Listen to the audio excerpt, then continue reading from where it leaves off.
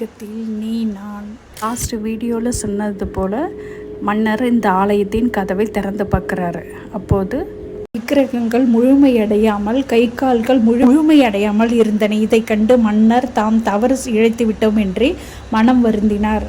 அப்போது பகவான் விஷ்ணு அசரீரியாக அவர் முன் தோன்றி அவசரப்பட்டு கதவை திறந்து விட்டதால் செய்யும் பணி தடைப்பட்டு விட்டது என்று கூறினார். இதனால் எந்த பாதகமும் இல்லை. அந்த திருமேனிலே தான் தோன்றி மக்களுக்கு அருள் பாலிப்பதாக உறுதியளித்தார். அந்த விக்கிரகத்தில் வெள்ளை நிறத்தில் இருப்பது தான் பூரி ஜெகநாதராகவும், கருப்பு நிறத்தில் இருப்பது தனது அண்ணன் பலராமராகவும், மஞ்சள் நிறத்தில் இருப்பது தனது தங்கை சுபத்திரையாகவும் சொல்லி அருளியது அந்த அசரீரி. கேட்ட மன்னன் பெருமகிழ்ச்சி கொண்டு அந்த சிலைகளை பிரதிஷ்டை செய்து வழிபாடு செய்தான்.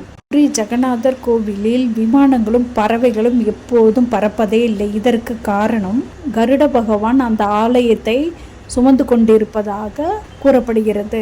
பறவைகளின் தலைவன், எனவே அவன் மீது தங்கள் நிழல்கள் படுவது முறையன்று என்று பறவைகளும் விமானங்களும் பறப்பதில்லை. இதற்கு அறிவியலாளர்கள் கூறும் காரணம் இந்த கோவில் கடற்கரையை ஒட்டி அமைந்துள்ளது. இந்த கோவில் 1000 அடி உயரம் உள்ள ஆலயத்தின் மீது காற்றின் வேகம் மிகவும் கடுமையாக இருக்கும் என்பதால் அந்த வேகத்துக்கு எதிராக பறந்து செல்லும் பறவைகள் இல்லை என்றும், கழுகு போன்ற பறவைகளாலேயே அந்த வேகத்துக்கு எதிராக பறக்க முடியும் என்று சொல்கிறார்கள். இத்தனை காலத்தில் பருந்துகள் கூட பறப்பதில்லை என்று ஊர் மக்களும் பக்தர்களும் கூறுகிறார்கள்.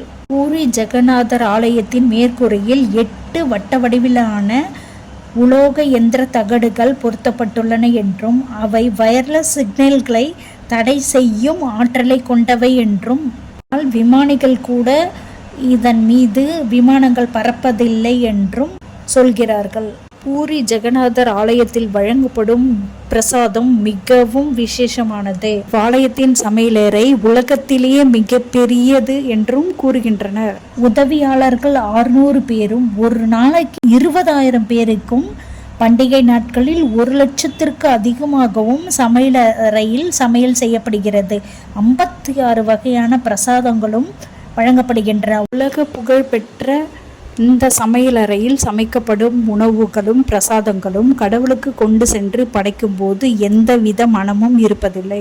கடவுளுக்கு படைக்கப்பட்டு இந்த பிரசாதம் ஆனந்த் பஜார் என்ற இடத்தில் இந்த பிரசாதங்கள் விநியோகிக்கும் போது இந்த மனம் ஊரையே தூக்கும். இந்த உணவின் மனத்தை நுகர்கிறவர்கள் ஆசீர்வதிக்கப்பட்டார்கள் என்று ஒரு நம்பிக்கை நிலவுகிறது. மண் பாத்திரங்களில் தான் இங்கு சமைக்கப்படுகிறது. 5 பானைகள் ஒன்றின் மேல் ஒன்றாக அடுக்கி வைக்கப்பட்டு அடியில் விறகுகள் வைத்து சமைக்கிறார்கள். சமைக்கும் போது மேலே உள்ள பானையிலுள்ள உணவு முதலில் வெந்துவிடும். இப்படி ஓர் அதிசயத்தை வேறு எங்கும் பார்க்க முடியாது. இங்கு லட்சுமி தேவியே வந்து சமைப்பதாக நம்பப்படுகிறது. அப்படி நல்லா இல்லாத உணவுகள் முழுவதும் கொட்டப்பட்டு விடுகிறது. அந்த உணவு நல்லா இல்லைன்னா சிவற்றில் நாயின் உருவம் தெரியும். அதனால் எல்லா உணவுகளும் கொட்டப்பட்டு மறுபடியும் அந்த சமையலறையில் எல்லா பிரசாதங்களும் சமைக்கப்படுகிறது. பூரி ஜெகநாதர் ஆலயத்தில் கலசத்திற்கு மேல் ஏற்றப்படும் கொடியானது ஒவ்வொரு நாளும் ஒவ்வொரு அர்ச்சகர் கோவிலின் கொடியை மாற்ற அந்த கொடி 45 அடுக்கு மாடி கொண்ட உயரமுடைய அந்த கட்டடத்தின் மேல் உள்ள கொடியானது காற்றின் வேகத்திற்கு எதிர் திசையாக வீசுகிறது. மற்றும் இந்த சடங்கு கோவில் கட்டப்பட்ட நாளிலிருந்தே நடக்கிறது.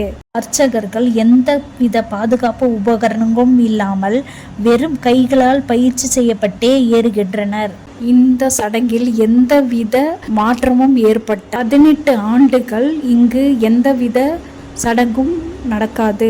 18 ஆண்டுகள் கோவில் மூடப்பட்டிருக்கும் என்பது ஆலயத்தின் விதி. இந்த கோவிலின் ஆலயத்தின் நிழல் கீழே விழுவதில்லை. கட்டடக்கலையின் அதிசயமாக கருதப்படுகிறது. கிருஷ்ணருடைய இதயம் இன்றும் உயிருடன் இருக்கிறது. அது எப்படி இங்கு வந்தது, எதில் இருக்கிறது என்பதை பல மர்மங்களுடன் அடுத்த வீடியோவில் நம்ம பார்க்கலாம். இதிலிருந்து விடைபெறுவது ஆன்மீகத்தில் நீ நான்.